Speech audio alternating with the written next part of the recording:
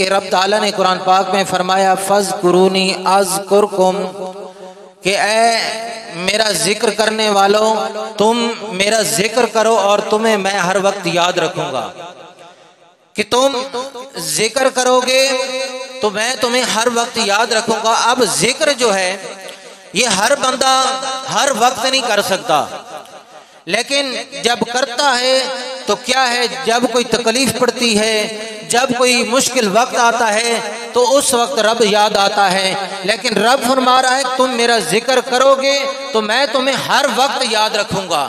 اب دیکھیے ہم نے ذکر اس وقت کیا جب ہمیں کوئی مشکل آئی، لیکن رب کائنات اتنا عظیم ہے جس نے اپنے بندے کو بنا کر دنیا میں بھیجا، دنیا بھی اس کے سامنے رکھ دی۔ جب دنیا سامنے رکھی، دنیا کی محبت کو اس کے اندر ڈال دی۔ اب دنیا کی محبت کے اندر رہ کر جب بندہ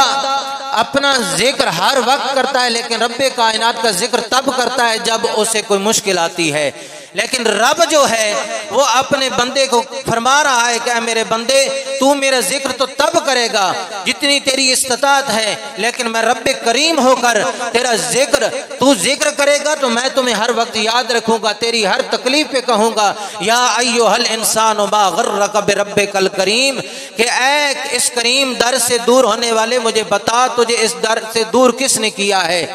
تو یہ کون کہہ رہا ہے؟ رب کائنات اپنے قرآن حکیم کے اندر فرما رہا ہے۔ یہ حدیث سماعت فرمائیے، میرے کریم لجپال نبی علیہ الصلوۃ والسلام نے ایک دفعہ فرمایا صحابہ سے، اے پیارے صحابہ میں تمہیں بتاؤں کہ ذکر کرنے والے کا مقام کیا ہے؟ تو میرے پاک کریم کے لجپال صحابہ عرض کرنے لگے، ہاتھ جوڑ کر کہنے لگے یا رسول اللہ صلی اللہ علیہ وسلم ارشاد فرمائیے وہ جو اللہ کا ذکر کرنے والا ہے اس کا مقام کیا ہے؟ میرے کریم لجپال نبی نے فرمایا کہ ذکر کرنے والے کا مقام سنو، اور میرے پاک نبی کے غلاموں ذکر کرنے والے کا مقام میں آپ کا کریم صلی اللہ علیہ وسلم کی حدیث سے آپ کو بتا رہا ہوں۔ میرے کریم لجپال نبی نے فرمایا کہ اے صحابہ جو ذکر کرنے والا ہے اس کا مقام کیا ہے؟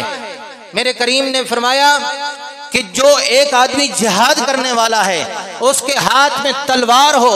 اور دشمن کے سامنے للکارتے ہوئے جائے اور دشمن کے ساتھ جنگ کرے اور اپنی تلوار کو ٹکڑے ٹکڑے کر دے اور خون کے ساتھ لت پت ہو جائے۔ اب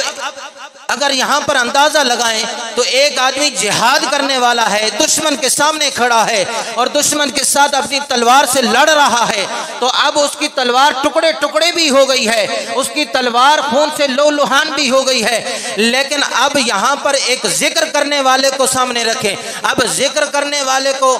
جو اللہ اکبر سبحان اللہ الحمدللہ کا ورد کرتا ہے، اب ذکر کرنا مشکل ہے یا دشمن کے ساتھ تلوار کے ساتھ جہاد کرنا مشکل ہے؟